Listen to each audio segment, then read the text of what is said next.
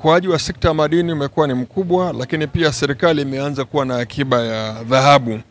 Unapokuwa na akiba ya dhahabu, na kihistoria kwa miaka 7 iliyopita dhahabu imekuwa ikipanda bei karibu kila mwaka, na unapokuwa na akiba kubwa ya dhahabu inasaidia hata katika kuyumba kwa uchumi, lakini dhahabu mara nyingi ina stabilize na uchumi wenu kama nchi unakuwa uko juu sana. Kwa hiyo eneo hilo limeleta mafanikio makubwa, lakini sekta ya madini imekuwa, wachimbaji wamekuwa na elimu sio kuwa ya kawaida. Zamani kulikuwa na mambo ya ushirikina. Mimi nimekuwa mkuu wa mkoa, nimeshuhudia changamoto mbalimbali zinazokumba jamii na mila potofu ambazo zinasababisha wachimbaji ili waingie wafanye matambiko. Waganga wanaweza kukwambia hata paka damu, watu wanatoa damu ili kupata dhahabu, kitu ambacho sio kweli. Tumedhuru maisha ya watu wetu wasiokuwa na hatia, lakini kumbe shida ni kutokuwa na maarifa. Maonyesho haya yameongeza maarifa. Sasa hivi wachimbaji wadogo, wachimbaji wa kati wameendelea kuwa mabilionea, lakini hawafanyi ushirikina. Wamekuwa na teknolojia za kufanya utafiti, wanakagua udongo, wanapima, kuna maabara za kutosha. Baada ya kufanya drilling wanajiridhisha uwepo wa dhahabu kiasi gani, na ufungwaji wa viwanda vingi vimefungwa, viwanda vya kati, viwanda vidogo, na uchakataji wa madini umeendelea hatua kwa hatua na umeweza kuleta tija. Kwa hiyo tumeona maonyesho haya, kumekuwa na wadau wengi wa kimataifa ambao wako katika nchi yetu ya Tanzania ikiwemo Geita, ili kuhakikisha wanaendelea kusimamia watu wenye mahitaji maalum katika sekta hiyo, ikiwemo upande wa upimaji. Maabara kubwa za kisasa zipo za kutosha, lakini kwenye migodi yetu mikubwa ya kitaifa pia kuna makampuni makubwa, mengine yanafanya drilling, mengine yanafanya ulipuaji wa miamba. Wanalipua, wengine wanakwenda kwa ajili ya hatua za processing. Lakini yote haya pia kwenye upande wa teknolojia za magari yanayoendeshwa kwenye migodi, mitambo, wataalamu wako wamebobea wa Tanzania pia. Kwa hiyo tumeona ukuaji wa haya maonyesho kwa kiwango kikubwa sana, na wamevutia wawekezaji wengi, na wakati tunaanzisha hali haikuwa hivi.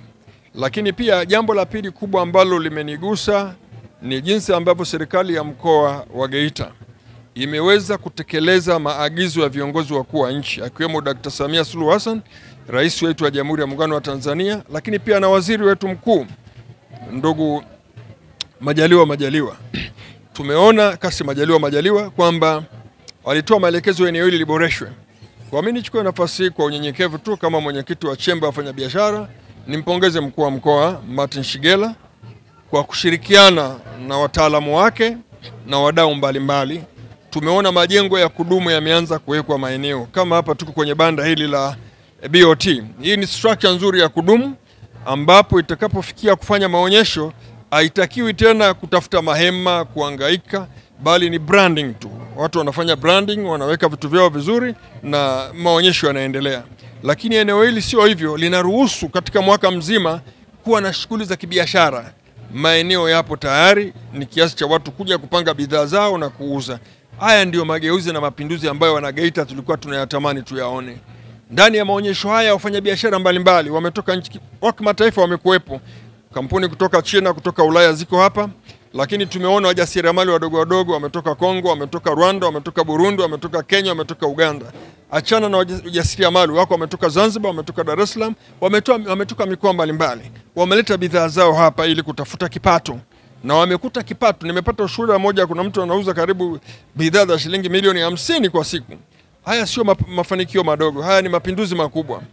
Kwa hiyo mimi nitoe wito tu kwa Watanzania wanaonisikiliza hapa, ikiwemo walioko mkoa wa Geita, wawai au nje ya Geita, kanda ya Ziwa, wayawai haya maonyesho wakati bado yanaendelea, waweze kukutana na teknolojia mbalimbali, wanunue bidhaa mbalimbali, na wapate pia maelezo ya ziada kwenye taasisi za kifedha. Bado hatuna elimu ya uwekezaji, lakini mimi nimeingia BOT hapa, nimekuta kuna package mbalimbali. Kumbe unaweza kuwa na benki yako inasita kukupa mkopo kidogo, basi benki BOT inaweza kukusaidia ikakupush kidogo, alafu biashara zikaendelea. Kwa hiyo kimsingi maonyesho haya yanafana na ni ya kipekee Tanzania. Kanda ya Ziwa nasema ni ya kipekee, na yanavyokwenda kuwepo ni maonyesho ya kipekee sana Tanzania. Lakini tusingefikia hivi bila maagizo rasmi mahususi ya Dr. Samia Suluhu Hassan. Yeye ndio champion wa maonyesho haya. Kwa hiyo mimi naomba wanageita tumwombee Mungu rais wetu ametupenda Wanageita, lakini ametunga mkono sisi sekta ndogo, sekta ya biashara, ambapo kuna biashara wadogo tunataka tukue.